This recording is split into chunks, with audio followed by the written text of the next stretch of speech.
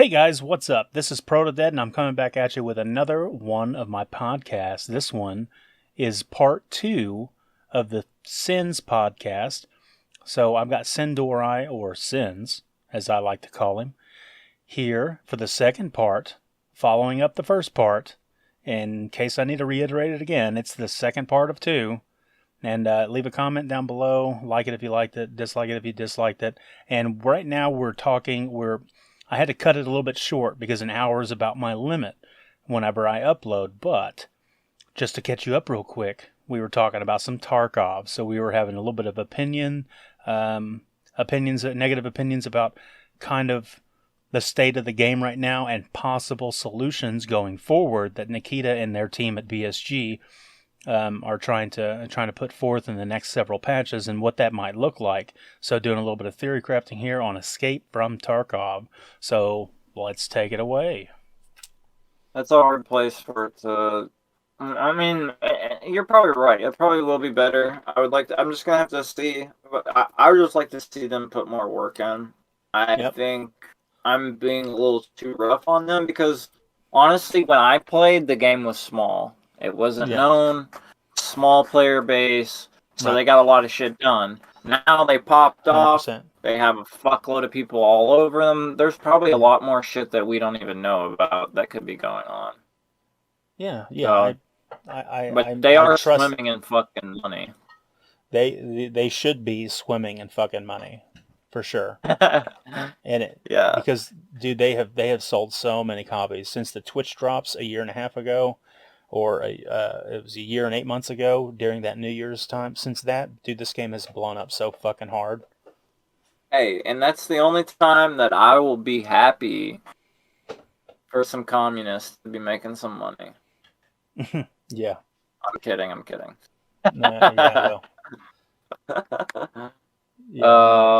not big on communism myself. Well, me neither, but I got a lighter. The internet has far reaches, and I don't want to be caught on the other side. So. Yeah.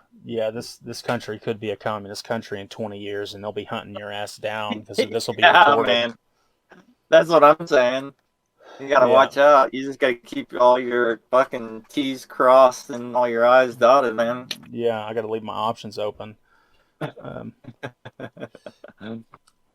No, I guess I probably shouldn't speak up and say that I took the time out of my life to take a Zippo lighter and carve with an electronic stencil pencil, carve "fuck communism" into it, and I carried it in my pocket when I smoked cigarettes for years and years. Hey, that's pretty dope. I mean, I'm with it. I don't like communism at all. It's not cool to me. No one should be treated that way. You don't get to own the things you own? Yeah. Yeah, it's pretty fucked. Fuck that. Yeah. Okay. So, not cool. Yeah, not cool. So it really feels like Nikita and the team are trying to break down the walls of kill on sight. And one of their first big moves was Scav Karma. And one of the big moves before that was Scav and PMC extraction points. What do you think of that? Extraction points? Like changing the Scav extraction points from PMCs? No. You want to exit the reserve. You take the exit that you need a Scav to go with you. And you as a PMC have to have a Scav. And you exit, at the same time as buddies. I don't know, because that's not how I see Escape from Tarkov. But that's right. I don't the way I see Tarkov is not how everyone sees it, and if that's how they envision it, then yeah, but that's like a big oof to me, because when I see somebody, I want to put lead in them when I'm a PMC. Sure. That's just what it boils down to. Yeah, I totally understand that. But so in an effort to curb the kill on sight stuff, because if you see somebody in the distance, you don't necessarily know if they're USEC or Bear. Not that that matters, because in this world, it's like if I was a rich person and you were a poor person, and this is the zombie apocalypse, and we only have each other to survive, is it really going to matter anymore? Probably not, right? No, not at all. So this is what Tarkov is like. There was years and years ago, there was these two different factions in this area. Well, shit went to hell in a handbasket, and now there's just a bunch of individuals fighting to survive and not die. So, but right now the game as it stands, up until before Scav Karma, it was literally 99.99% of the time that anybody else you saw that you didn't positively know was your buddy, you shot them before they shot you, and that was it. That was all there was to it. So, they've had Scav PMC extracts in the game for like 9-10 months now. They've had it on Reserve and on Woods, and they've now added extracts to some of the other maps. I don't know if it's all of them 100%, but yeah, I mean, if you go in as a player Scav, you could literally wait by one of those extraction points, and then if a PMC comes by to check and see if anybody's there, you guys could wiggle and you get out. And the incentive to take that extraction point as a PMC on one person and a Scav on the other is that Fence will send you a care package in the message, which is supposed to be like full of all sorts of treasure loot and shit. Damn. Yep. I mean, like, I'm cool with that, but the thing is I would want them to have more incentive, because, like, I'm one of the players that doesn't shoot on sight. Yeah, I do want to kill them, but, like, I weigh my options out, like, how many people are there? Am I going to be able to get a clean shot? Like, what's going to happen afterwards? How many people am I going to alert? There's, like, a lot of factors that boil in. I don't just, like... As there should be. I mean, yes. I know a lot of players that do that. But you and me are a lot alike in that scenario. We don't shoot right when we see somebody. We weigh our options and think about what's going to happen next. Sure. And that's cool to me, but, like, there's got to be things to me that are, like, that help with that. And it's not just, like, to get out of an extraction, because that's... I don't know, man. That's... I don't know either. I don't know if I 100% agree with it. I personally don't. So you have a player Scav. So as a player, you can opt in to play as a Scav. Well, you're told your goal is to kill PMCs. And now your goal is to also not kill other Scavs because you have Scav Karma. So your only reason to go in is to get some free loot, to give back to your PMC, and also hopefully kill some PMCs while not killing any Scavs, because that'll give you bad karma. But if you reach the end of the raid and you're ready to get out, you could team up with one of those people that you're supposed to kill, and you can get an extra bonus. Yeah. Yeah, so it doesn't make... I understand that the game itself doesn't make a whole lot of sense, but like this particular loop in particular, the only reason why it's there is to try to decrease kill on sight activity and mentality. And I don't necessarily know if that's the best way to do it. I don't know if I agree with that extraction mechanism. I've never been able to take it. I've never done it myself. Yeah. That just feels really awkward, because, like, me as a Scav, there's no way I'll ever trust the PMC. Yeah. Ever. Or you as a PMC trust a Scav. I don't know, because I think he's going to want to get out with my gear. He's going to want to put one in the back of your head when you're not looking. Right before it's time to get out. But that's also one of the feels that the developers want you to have in the game. They want you to be concerned about the people that you team up with. They want you to be afraid that you could get double-crossed at any moment, and you need to be prepared for it. But you have to be... that. Yeah. I'm cool with that if there's more in the game, but when there's just an in and out scenario, there's not. It's just like, okay. Yeah, I'm going in to get more loot to go back in again. Yeah, that's like a cool aspect, but we're still at the turd. We're still at you're going into a single raid. Yeah. Yeah, there's no bigger picture here. There's no story. Like Nikita said, actually, none of the story quests are in the game yet. Everything that we've seen is filler quests. None of the story quests are in. So we don't even know what that looks like.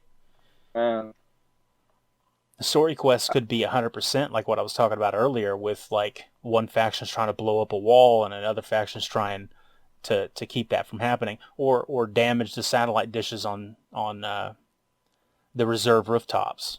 For yeah, instance. or crazy lab shit. There's all Yeah, or types of shit they could do, man. right, exactly. And you can have one faction against the other specifically. Like you're trying to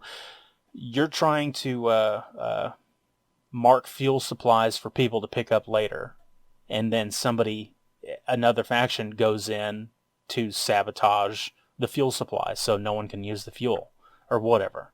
You know, I don't. We have no idea what the story missions are supposed to look like, but I hope they're meatier than the bullshit we got now.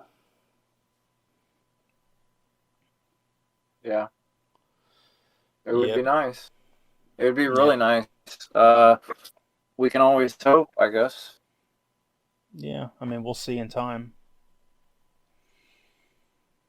It's Hmm. uh, it's always a dream that I'll have that it's a better game. Because man, it's a lot of fun when it wants to be. Yeah. One of the biggest problems I got right now is the ping limit. The ping limit is fucking me so hard I can't even play the game. Yeah, I don't understand the whole thing with what was going on with that and why they thought that was a good idea. A step forward is a better way to say it.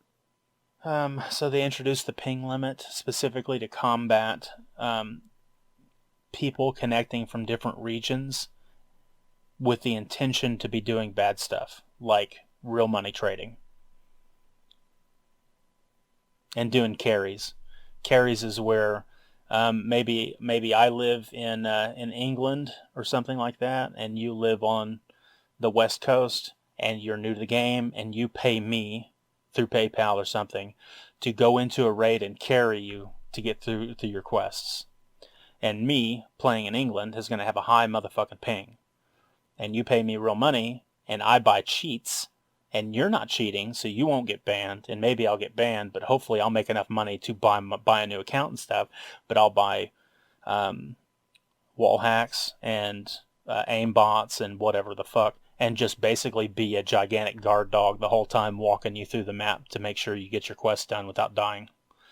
So they have real money trading. They have people who cheat to get the items for real money trading, and then you have people that do carries. So they say, hey, if you're not playing with people in your region, you're going to have a fucking big old ping, and you're going to get kicked. So that's the reason why they put the ping lock in place, is so that basically you're forced to play with people in your own region if you have good internet. Me, I don't have good internet, so it doesn't fucking matter. I get shit ping, so I get fucking kicked. But the thing is, like, the ping has nothing to do with it. Like, In their eyes, the ping is just one thing that they can control. So there's like maybe there's 78% of the people that cheat and that carry and that do real money trading are selling to anybody they can, and those other people could be in Saudi Arabia, they could be in China, maybe they're in Brazil. So they have to connect to servers, and they won't have the best ping in the world. So oh, so they're so they're shutting. assuming that you're Yes, from somewhere else. they no. What I'm saying is like, if they can cut down the cheating and the real money trading and the people doing carries, if they can chop a majority of that down by introducing the ping limit, which kicks them automatically after like 15 seconds of having bad ping, then they've eliminated 78% of part of that problem. The permanent solution is being able to detect those people and ban them, but they can't do it fast enough. See, in my eyes, that's not a cost I would be willing to take at all. Because you're hurting a lot of people in the process. It's like, yeah, it's only 15% Maybe of maybe people, smaller than that, right? That have shitty internet that want to play the but game. fucked, man. That's like loyal people you're just throwing to the wind to get rid of your cheaters. That's not That's where the I'm way at. to do it. Both me and my dad. That's the boat we're in. Yeah, that's not good, man. Yeah, And it has it. I don't even think it's being addressed, right? It's like either you get better internet or don't play. yeah, that's pretty much what it is. Pastilli asked specifically Nikita if he could maybe make a few servers specifically that are for those people that have shitty ping, so at least they can just connect to it and not get kicked. And just advise the rest of the player base don't play on those servers because those servers could have a higher rate of cheaters on them because they don't have a ping limit. So, I mean, I don't know what else. I don't know what else they can do. But But yeah, I there's mean, like, I'm getting fucked. oh, that's so dumb. That's so dumb because there's like a lot of cons that come with ping too for like players that try to play on ping. So it's not like they just get all the best of both worlds with high ping. You Yeah, know what I mean? So yeah, it's not like they're just going there to do it just because they're getting better cheats with doing it. Ping is not a good thing. It's that doesn't make right. sense, man. I don't know. That just sounds like some half-ass way of fixing their shit. I agree. Yeah, I don't like it. That's big. I give them titties 4 thumbs down. Yeah, I mean, it's made me want to play other games. That's for sure. I mean, I've got on to play Tarkov a few times, but largely I can't do it. So Yeah, that was one of the last times I remember I was fucking boycotting them. I even went into somebody's Markstern. That's who it was. I went into his stream talking shit on it because it just I wanted explanations for it. It's like why? I don't get why like this thing came through this whole ping ban. It still just doesn't. I don't get how they can justify losing players to having a better number of cheaters not in their game. mm-hmm, mm-hmm. There's That's what it no feels like, justification. motherfuckers. Yeah, that's some Booty hole Johnson. that's some booty hole Johnson fuckboy shit right there for sure. Yeah. Well, I'm glad I got that off my chest. Yep, for sure. Well, what else, man? I don't know. Mm. What else do you want to talk about? What's your favorite Eminem lyric? Lyric. Yeah, like I part of the don't. I song. I can't. Okay, so I don't really have a favorite lyric because he's like so good at lyrics that I can't really like justify it off that. Mm-hmm.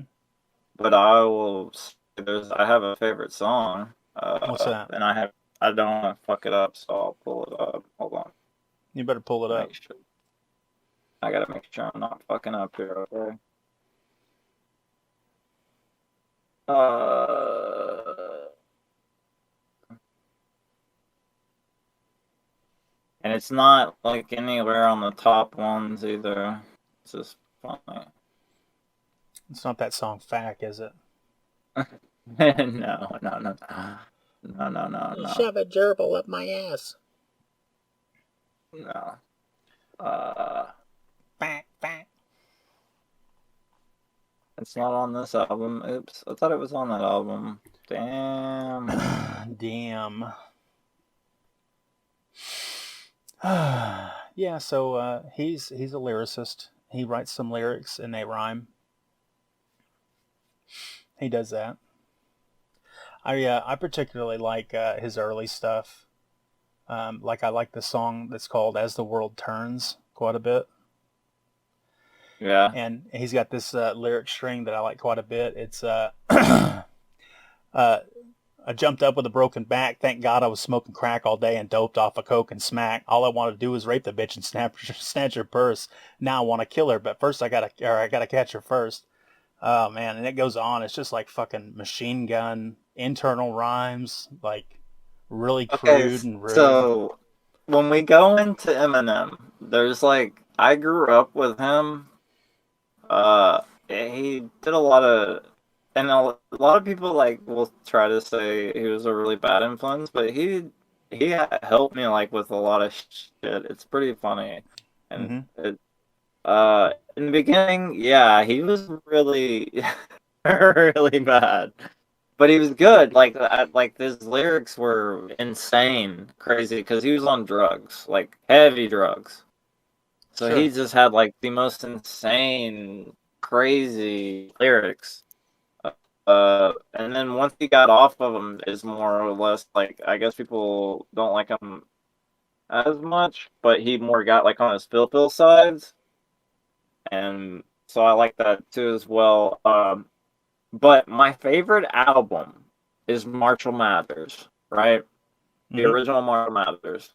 My favorite song by him is Beautiful, though. It's so weird because that is on a Relapse album, which is on the same album as Fank, right? This is Mm. him like dealing with his recovery, and you can tell in his music that he's like losing his fucking marbles. Because he's, dude, yeah, opiates are nothing to play with. Uh, but yeah, I like a lot of his really newer stuff because it reminds me of my stepbrother Blake. We would always sing all his lyrics from Marshall Mathers while we were with our family, like Hmm. either tubing or out smoking bud, like doing bad shit. We would sing in Eminem songs just to be shitheads. It was just that thing. And later on, I've listened to it, and it's funny because there's a lot of songs that Eminem is bad, but later on, he's not nearly as bad. Like my daughter literally will sing along to a lot of his songs, and Because it's she's heard it funny. so much. Yeah, she's heard it so much and she loves it, but it's not like his bad early songs. It's his later on songs when he's talking more about like,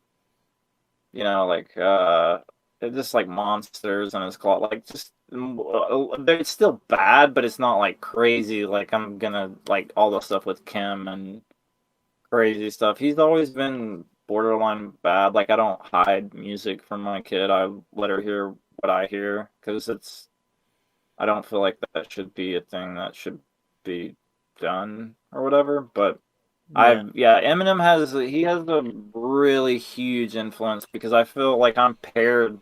Like I've never had been famous and I've never been like in his shoes, but there's a lot of things that he said that I literally have happened to me that have mirrored my life, that have like literally I feel like there's a lot of things that have been identical but in different ways, and he like has said it and has been there and been like, look man, it's gonna be all right. And there wasn't a lot of people in that genre that would say stuff like that. It was kind of like a genre of like you got to be hard or gangster or you look stupid, you know what I Right. mean? Yeah. And he opened that path for a lot of fucking people.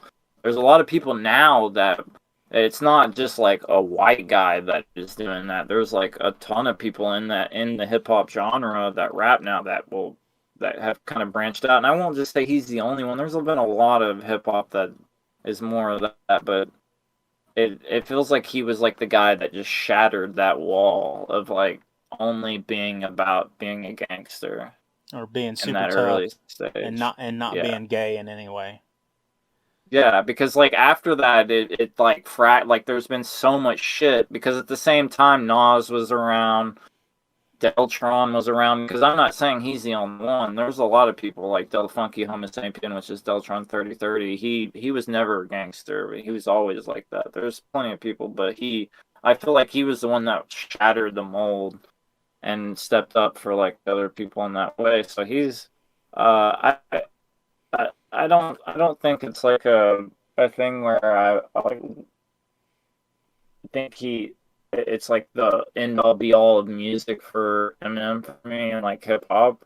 It's just like a lot of the music I've grown up with and I've gotten used to, and that's just how it is. I don't know, because there's not a lot of people that will just say what he'll say anything on his mind, and he doesn't care if you like it, you don't like it. Like even his newer albums, like he will say anything, and he's like, if you think it's shit, then you can go fuck yourself.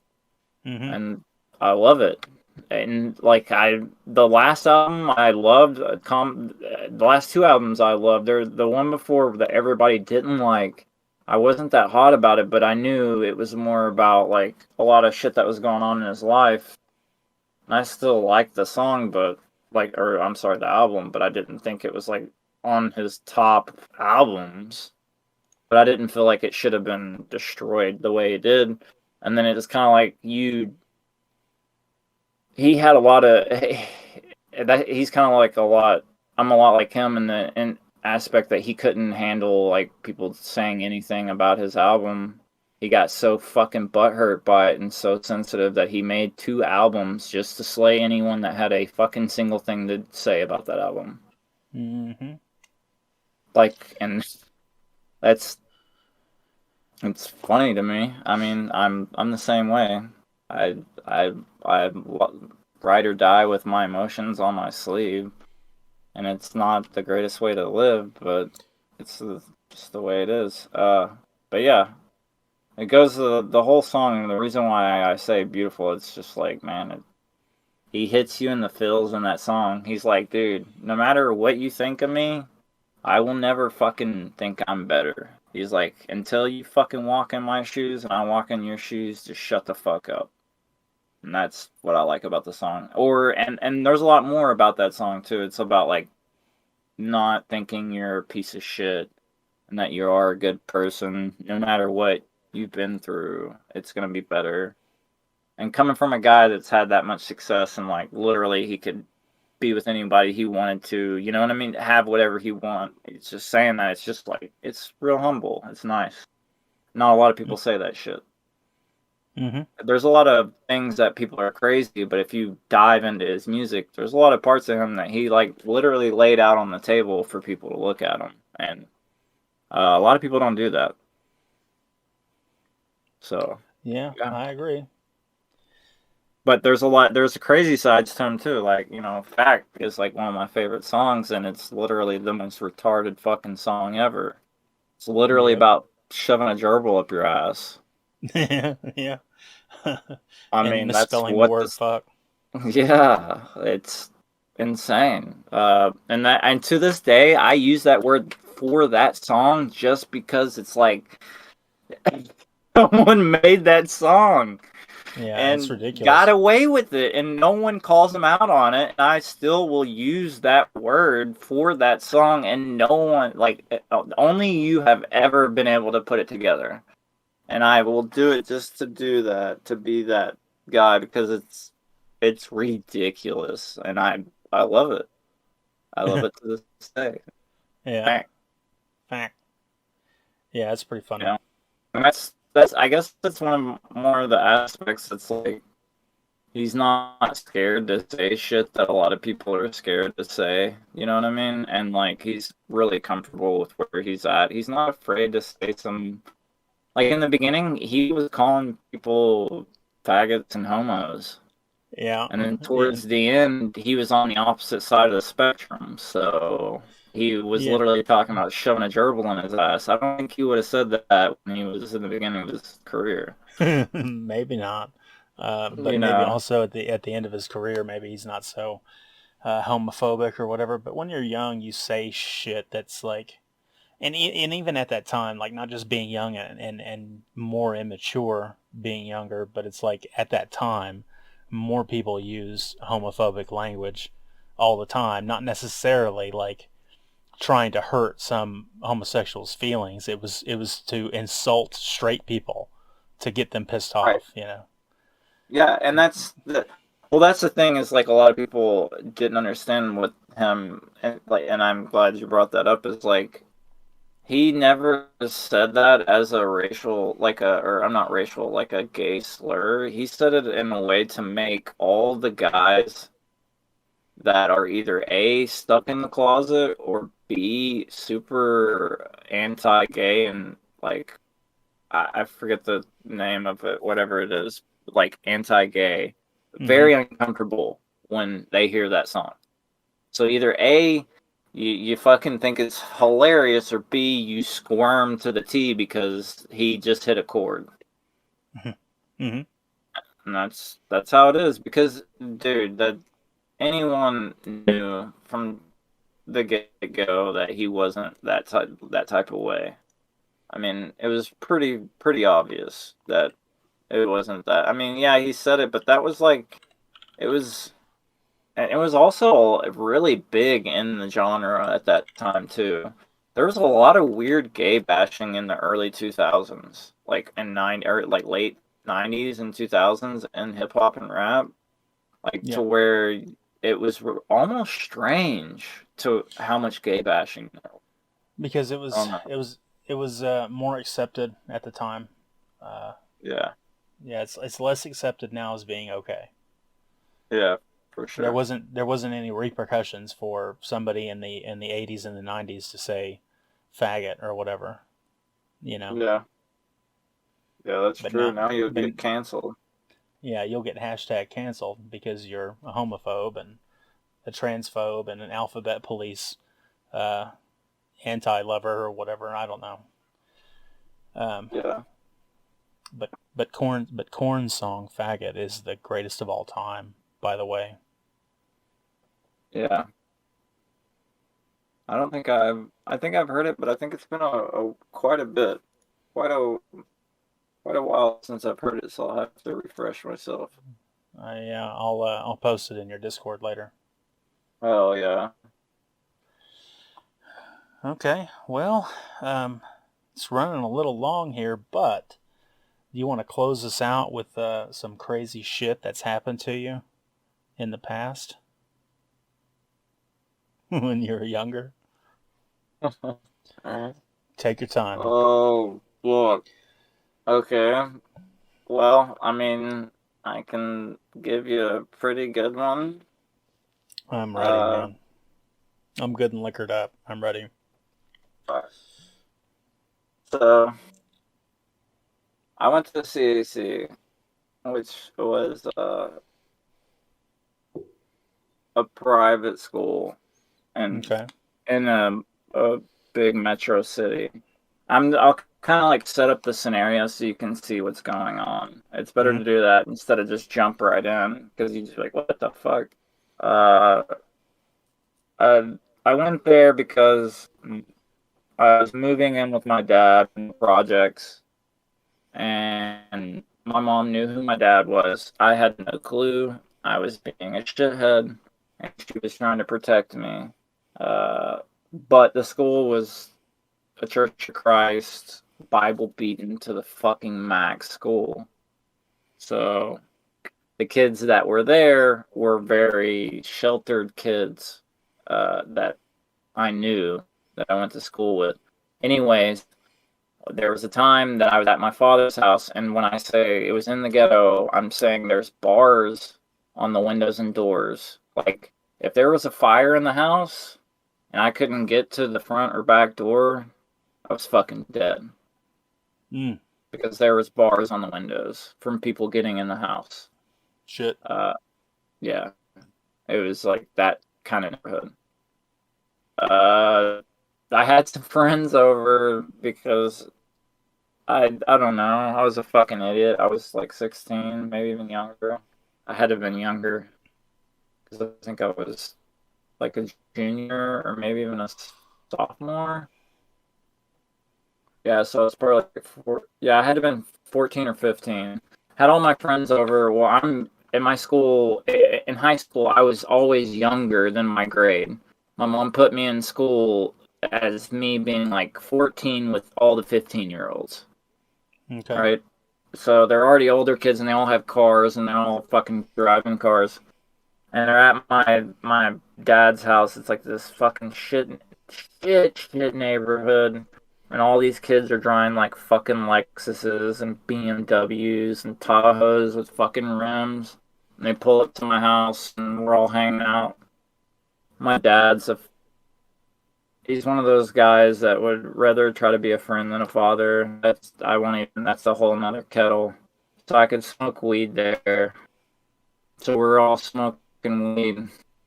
Well, I guess someone in the neighborhood. Well, I ended up finding out who it was. He saw all these guys, and he saw all these, white kids with rich fucking cars. And there was only one black kid, and that was Kevin. He was like my best fucking friend at the school. Uh, I'll just set that up because it plays a part into the guy that what he does. He uses him as the guy he can relate to out of all the other guys being white. That's just how it is. It's not a racist thing. That's just how it fucking is. Where I'm from. It's not, that's just how it boils down to. A lot of people, they don't fucking trust white people in the hood. It's just, they think we're out to fucking put them in jail or take their money. It's sad, but that's how it is. Anyways, this guy saw me and he fucking came up when we were outside smoking a cigarette because we all thought it was fucking cool to smoke cigarettes after weed, and he ends up grabbing me and he fucking is like, come here. And his hand's in his pocket. And I'm like, man, there's no way this motherfucker is about to do what I think he's about to do. And he pulls me around the back of my house. And he pulls out this fucking gun. And it wasn't just like a 9mm. It had to have either been like a 45 or a 44.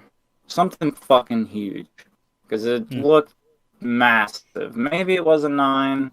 But for that time, it just was massive, and he put it in my face, and he goes, I want whatever the fuck y'all are all doing here for. And I was like, what? And he's like, whatever y'all are all here hanging out, I want what you have, and I want all your money. I was like, okay. And I was like, kind of like brushing it off at first as like, maybe this wasn't a real, like, I don't know. I wasn't taking it seriously as much as I guess I should at first. Because I was in shock. And then he fucking cocked it. Once he cocked it and you see the actual bullet shift into the chamber, it changes the entire dynamic of everything. Because you actually see the thing that can, like, rip you apart go into the thing that only needs a slight squeeze. And then he's like, get on your knees. So I get on my knees, and he says he wants everything in the house, and then I have to cooperate with him. I'm like, yeah, whatever.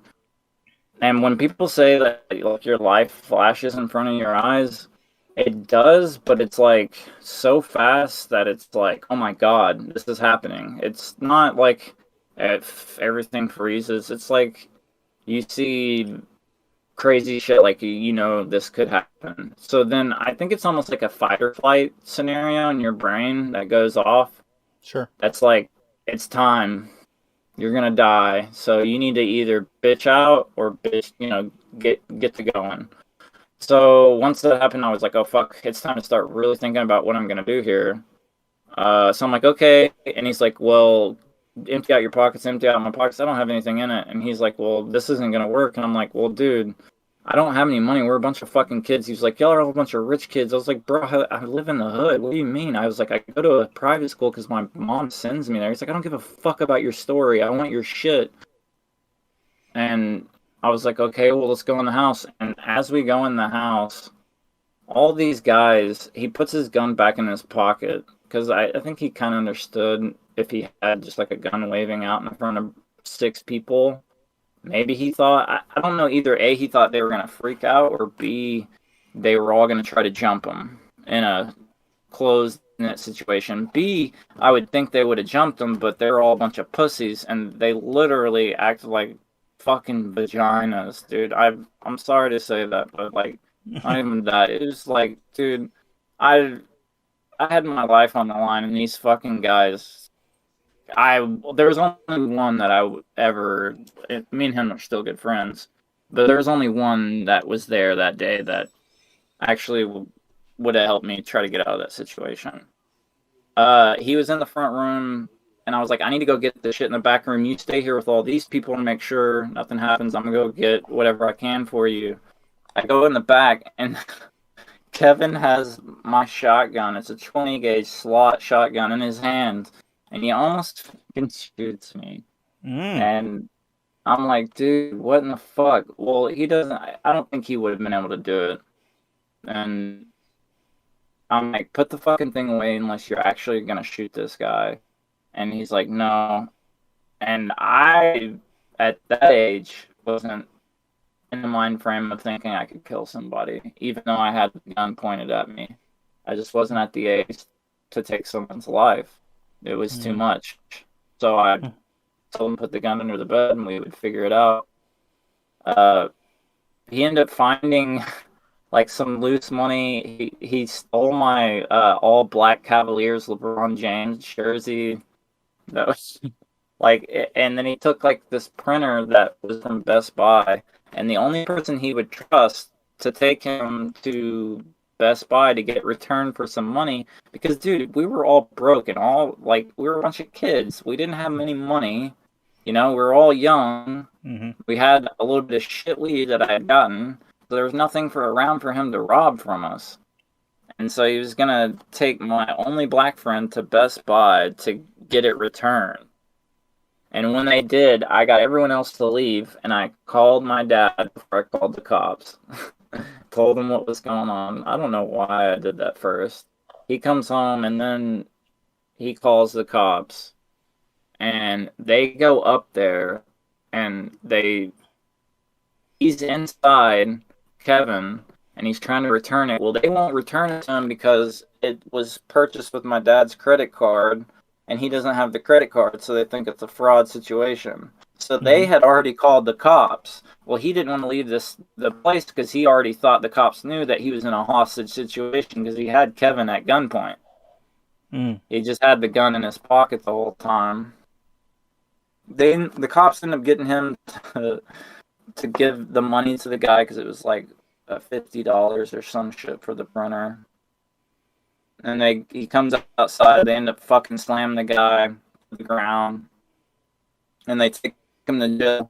Well, then the cops come to my house and search the entire house. Well, my dad, he's not the greatest dad. He's like I said earlier, more of a friend. So they find paraphernalia everywhere through the house. And then instead of thinking that the situation was what the situation was, they thought it was a drug deal gone wrong.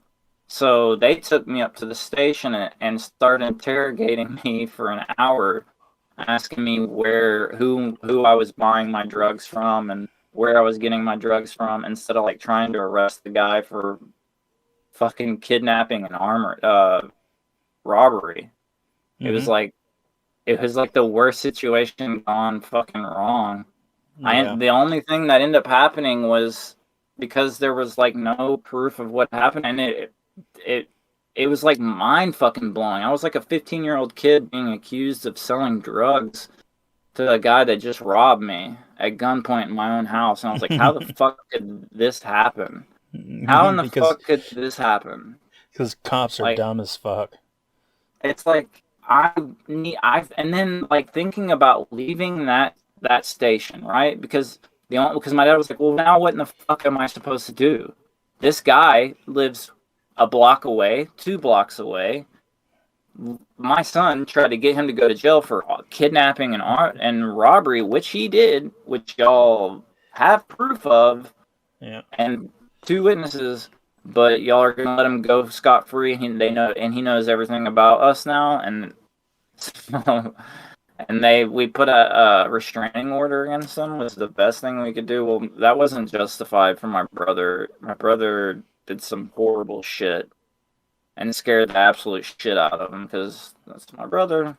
And yeah, that was my story with North Little Rock PD and how I will never trust a pig in my entire life again. And that's the problem is like, I know there's good cops out there, but anytime I get put in a situation with a cop, I first am scared and shaking because I'm from my trauma, and then I get really mad and mean because I get over my fear, and then I just start getting mean because I fucking hate pigs. And then boils down to where I'm at with cops. So yeah, that's a crazy, shitty story for you. Cops don't There you like go. me because I Eh, don't like cops. I don't even know like how that it gets construed. Like I guess because they thought there was shit going on because the house didn't look like a normal house and it looked like a bunch of drug, potheads, Sure. whatever. It's because I don't fucking know. you got a few doofuses trying to make up a story. I mean, not invent a story. They're trying to connect the dots because these cops aren't detectives. They try to play detective, and that's why they get so much shit wrong. Yeah. It's it makes it now to where like in a really bad situation, I feel like I'm just gonna handle it myself before I call them. And that's Mm-hmm. bad. That's not good. I shouldn't feel like that. I shouldn't feel like I should have to handle the situation myself before I call the police. Yeah, yeah, I agree. It really shouldn't make you as a citizen, a law-abiding citizen, a tax-paying citizen. You shouldn't be filled with doubt that you can rely on the police force that's meant to serve and protect. And that's the reason why I've got a problem with cops, because a lot of times, I mean, some of the extremists say they're an organized gang, but dude, a lot of times it kind of fucking feels like it. It does. Really bad, man. Yeah. Really fucking bad. Yeah. But yeah, I really appreciate giving me the time to talk. I know it's some bizarre topics, but Yeah, no, hey, it's been a while. I don't think we've even played a game together. yeah, I don't think we've actually had a discussion like in person over the digital airwaves or whatever via voice since February. yeah, it's been a really long time. Yep. Well, I guess I owe you a crazy story back too, huh? Yeah, Yeah, for are you sure. ready? Yeah. Okay, this one will be short. Oh wait, no, real quick. Which one of those white preppy kids shit their pants?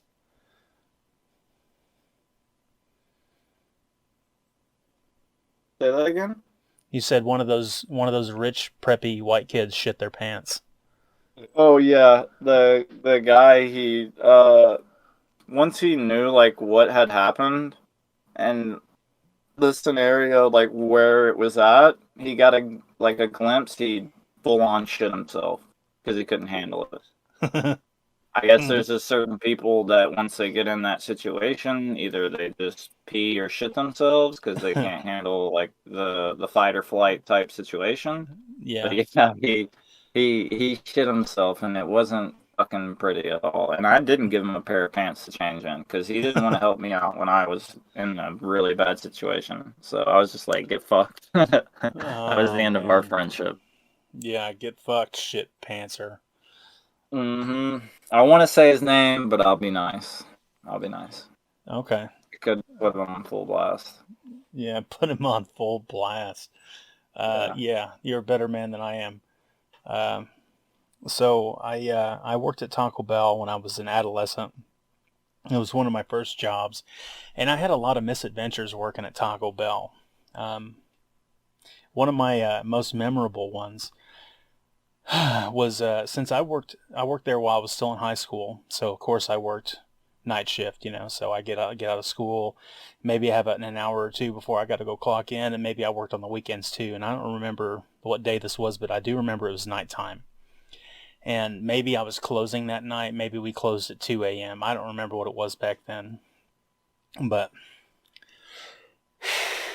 I was supposed to clean the bathrooms, right? So since I was the new guy and I was young and I was stupid, they get the worst jobs out there, right? You have to mop the floor, you have to clean the bathrooms. And back then there wasn't a whole lot of hazardous material training, cleanup, spill, precautions. There wasn't like I don't even think we had like latex gloves, like disposable latex gloves to switch into. You had paper towels and you had spray bottle. You cleaned up dookie and you cleaned up urine and you cleaned up whatever, right? You just had to wipe it up and make it look clean. Well, So we had one male bathroom, one female bathroom. I cleaned the male bathroom, and I got to the female bathroom, and of course I've cleaned female bathrooms before. They smell, right?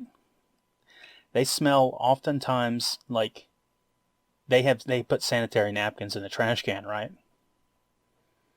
Yeah. So they have that sanitary napkin has a smell, and it just like permeates in the room. So I was already prepared to deal with whatever in the trash can I had to deal with, and because I was old enough to understand women have periods or whatever. Maybe I was 16, 17.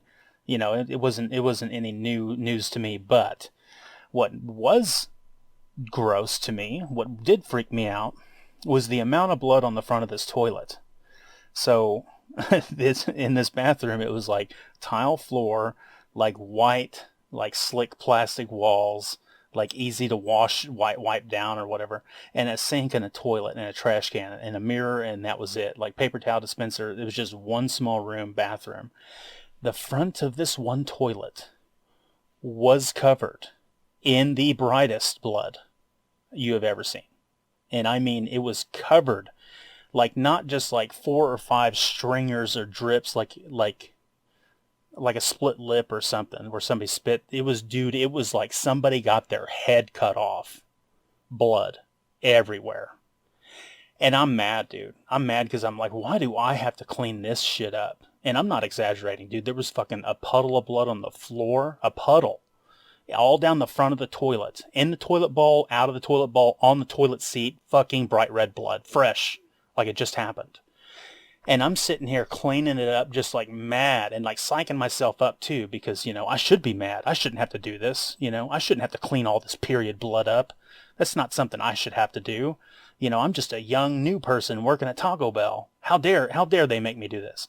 And so like I clean it all up, make it look, you can almost eat off of it, right? I put so much bleach on there. I wiped it down so fucking good. I scrubbed it. It was like glow in the dark when I was finished. It was so clean.